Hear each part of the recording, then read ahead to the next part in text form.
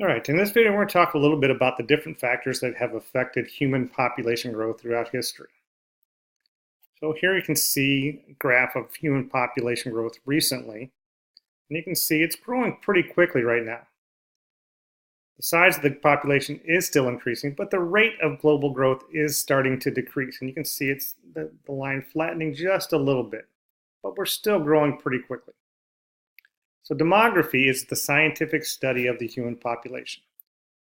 And in demography, they've come up with this hypothesis called demographic transition, which will result in a change from high birth rates and death rates to low birth rates and death rates as countries become more and more developed. In stage one, birth rates and death rates are equally high.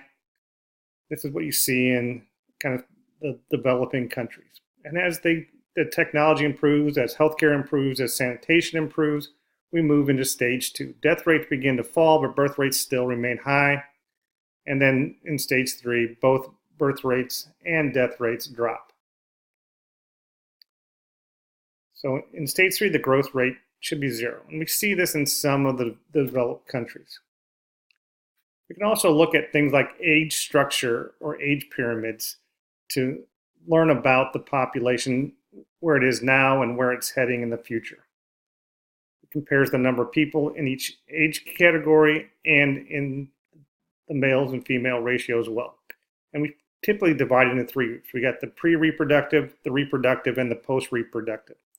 So wide at the base, narrow at the top tells us it's going to probably grow. If it's roughly the same most of the way through the reproductive stage, slow growth. If it's wider at the top than narrower at the bottom, you're going to have negative growth, where the population is actually going to get smaller in the future. So we can use this to predict future